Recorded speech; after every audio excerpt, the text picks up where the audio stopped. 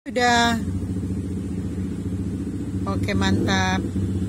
Ya, ketarik lagi, Nak. Nah, iya.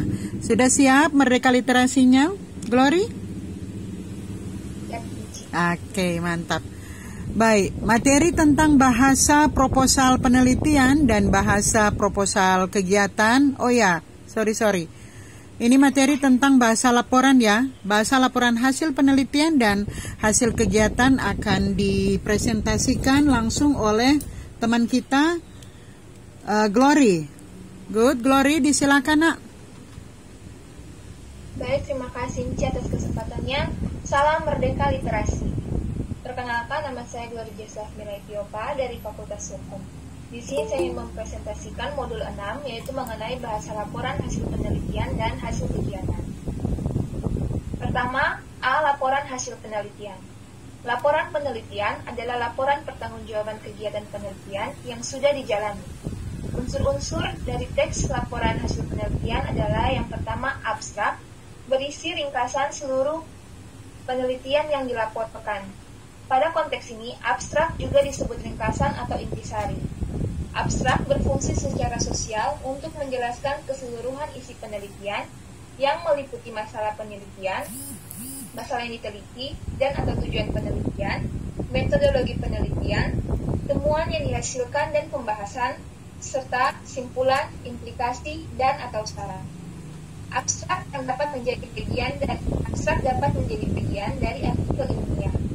Pada umumnya, abstrak disajikan dalam satu kesatuan dengan artikelnya atau tulisan induknya. Kedua, pendahuluan.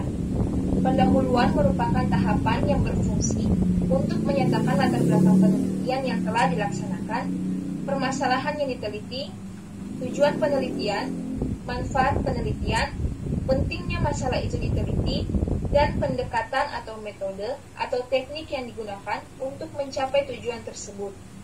Tiga hal yang disebutkan pertama sering dinyatakan ke dalam sebab tersendiri atau dinyatakan satu kesatuan dan disisipkan ke dalam paragraf-paragraf pendahuluan. Permasalahan biasanya dirumuskan ke dalam kalimat-kalimat tanda.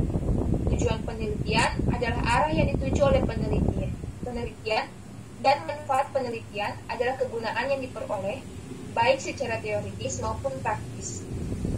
Genre mikro yang digunakan untuk mengungkapkan tahapan pendahuluan dan tahapan penutup pun relatif sama, yaitu eksposisi dan atau meliputi deskripsi. Ketiga, landasan teori dan tinjauan pustaka. Landasan teori yang berfungsi untuk menyatakan ulasan teori yang digunakan untuk memecahkan masalah yang diteliti, dan yang kedua adalah tinjauan pustaka yang berfungsi untuk menyatakan perbandingan antara penelitian yang dilaporkan dan penelitian-penelitian sebelumnya. Genre mikro yang digunakan adalah ulasan atau review. Pada subtahapan landasan teori adalah bahwa teori yang digunakan untuk memecahkan masalah penelitian dirumuskan dengan mengevaluasi keunggulan dan kelemahan sejumlah teori yang ada dengan membanding-bandingkan melalui genre mikro diskusi atau eksposisi.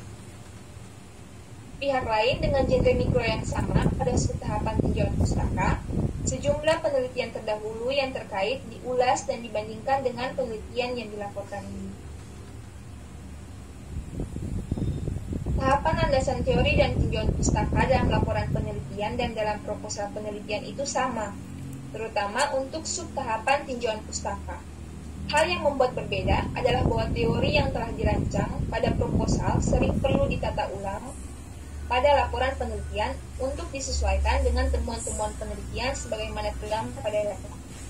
Formulasi bahasa pada tahapan landasan teori dan tinjauan pustaka sama dengan formulasi bahasa pada teks ulasan buku, terutama pada tahapan tafsiran isi dan tahapan evaluasi. Formulasi bahasa penelitian terhadap beberapa sumber sangat menonjol. 4. Metodologi penelitian berisi sajian tentang pendekatan, metode, dan teknik penelitian yang diterapkan pada penelitian yang dilaporkan, termasuk langkah-langkah yang ditempuh. Genre mikro yang digunakan adalah deskripsi dan atau peliputi laporan, rekor dan prosedur. Formulasi bahasa pada tahapan metodologi penelitian tunjukkan bahwa penelitian itu sudah dikerjakan di waktu lampau, sehingga nuansa keakanan yang ditandai oleh penggunaan akan diubah menjadi nuansa kelampauan yang ditandai oleh penggunaan telah atau sudah. 5. Hasil penelitian dan pembahasan. Fungsi tahapan hasil penelitian dan pembahasan yang pertama direalisasikan dengan genre deskripsi dan laporan untuk menggambarkan hasil atau temuan penelitian atau yang dipaparkan berdasarkan tema, pertanyaan penelitian, atau klasifikasi data atau metode pengambilan data. Selanjutnya, fungsi yang kedua direalisasikan dengan genre diskusi atau meliputi eksplanasi untuk membahas dan menjelaskan hasil atau temuan yang diperoleh itu. Tidak hanya ungkapan verbal atau yang berupa kata-kata yang dapat berfungsi untuk mendeskripsikan, menjelaskan, mengklasifikasikan, dan membandingkan fakta-fakta penelitian. Ungkapan verbal yang berupa tabel, grafik, histogram, gambar, atau bagan pun dapat mengemban fungsi yang sama. Keenam, penutup. Penutup merupakan tahapan akhir struktur teks laporan penelitian. Tahapan ini biasanya mengandung dua unsur, yaitu simpulan dan saran. Selain kedua unsur itu, implikasi penelitian juga sering dimasukkan ke dalam tahapan tersebut. Genre mikro yang digunakan adalah deskripsi dan atau meliputi eksposisi. 7. Daftar pustaka dan lampiran. Merupakan daftar pustaka yang menjadi sumber yang digunakan sebagai acuan membuat laporan penelitian dan materi pendukung laporan penelitian yang diletakkan di bagian belakang di luar bab-bab inti teks laporan. B. Laporan kegiatan. Pengertian dari laporan kegiatan sendiri adalah merupakan sebuah laporan hasil dari suatu kegiatan yang biasanya dibuat setelah kegiatan telah selesai.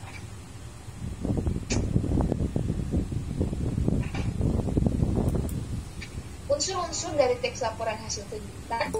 Yang pertama, ringkasan yang mengandung tujuan kegiatan, deskripsi kegiatan, pelaksanaan kegiatan, serta saran.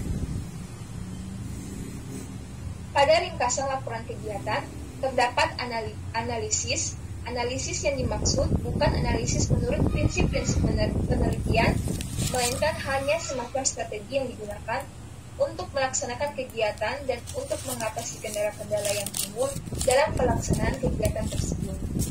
Genre yang digunakan untuk mengungkap ringkasan adalah deskripsi. 2. Pendahuluan. Berfungsi untuk menyampaikan latar belakang kegiatan yang telah dilaksanakan, gambaran tentang jenis dan bentuk kegiatan, tujuan, manfaat, serta strategi yang digunakan untuk melaksanakan kegiatan tersebut. Genre yang digunakan berupa deskripsi dan atau meliputi eksposisi. 3. Deskripsi kegiatan. Berisi paparan tentang nama kegiatan, lokasi kegiatan, waktu kegiatan, dan pelaksana kegiatan. 4. Pelaksanaan kegiatan. Tahapan pelaksanaan kegiatan berisi rangkaian tata cara pelaksanaan kegiatan.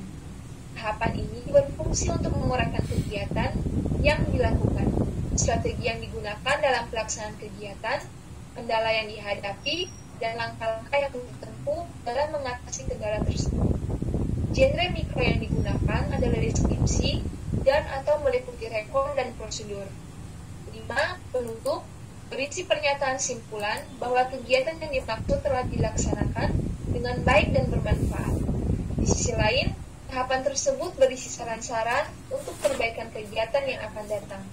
Genre mikro yang digunakan untuk mengungkapkan tahapan penutup yakni deskripsi yang mengandung eksposisi. Dan yang terakhir adalah daftar pustaka dan lampiran. C. Struktur teks dan hubungan genre. 1. Laporan penelitian. Laporan penelitian yang lengkap menurut Aldrich dan Steinfeld tahun 2007 mengandung unsur-unsur sebagai berikut. 1. Halaman judul. 2. Halaman pengesahan dan pembimbing untuk skripsi, tesis, dan disertasi. 3. Kata pengantar yang terdiri dari halaman deklarasi atau pernyataan bahwa isi penelitian itu orisinal. 4. Daftar isi. 5. Daftar tabel dan daftar gambar.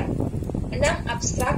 7 bab 1 yaitu pendahuluan, 8 bab 2 yaitu landasan teori dan tinjauan pustaka, 9 bab 3 yaitu metodologi penelitian, 10 bab 4 yaitu hasil penelitian dan pembahasan, 11 bab 5 yaitu penutup yang terdiri dari simpulan, saran, dan implikasi, 12 yaitu daftar pustaka, dan ke-13 adalah lampiran. Contoh sistematika laporan yang bersifat lentur dapat berubah menurut kekhususan penelitian yang dilaporkan. Terbagi dari 3 bagian, yaitu pertama bagian depan yang terdiri dari halaman judul, halaman pengesahan, halaman pernyataan, halaman abstrak, halaman kata pengantar, halaman daftar isi, halaman daftar gambar jika ada, halaman daftar tabel jika ada. Yang kedua adalah bagian inti.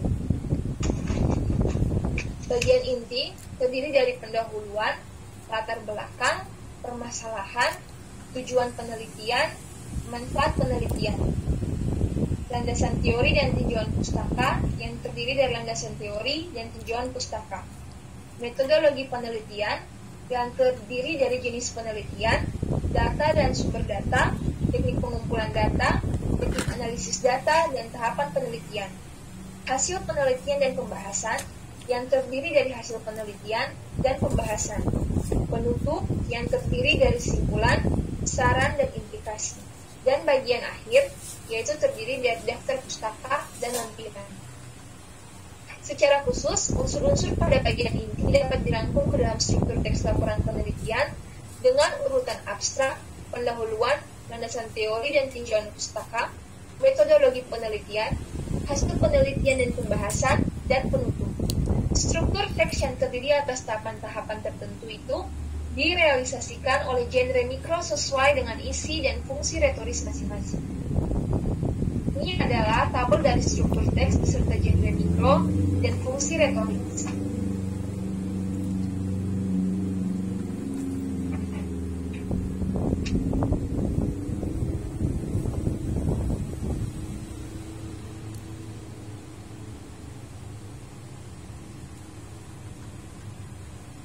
Laporan kegiatan. Laporan kegiatan mengandung unsur-unsur inti yang saling terkait, yaitu ringkasan, pendahuluan, deskripsi kegiatan, pelaksanaan kegiatan, dan penutup. Unsur-unsur lain yang ada meliputi halaman judul, halaman pengesahan, kata pengantar, daftar isi, daftar tabel, daftar gambar, daftar pustaka, dan lampiran. Unsur-unsur inti dapat dirangkum ke dalam struktur teks laporan kegiatan dengan urutan ringkasan, pendahuluan, deskripsi kegiatan, pelaksanaan kegiatan, dan penutup. Berikut adalah tabel dari struktur teks, genre mikro, dan fungsi retoris dalam laporan kegiatan. Ringkasan, genre mikro ringkasan, fungsi retoris memberi ringkasan dari keseluruhan laporan kegiatan. Pendahuluan dengan genre mikro deskripsi dan atau meliputi eksposisi dengan fungsi retoris, menguraikan nama kegiatan, lokasi kegiatan, waktu kegiatan, dan pelaksanaan kegiatan.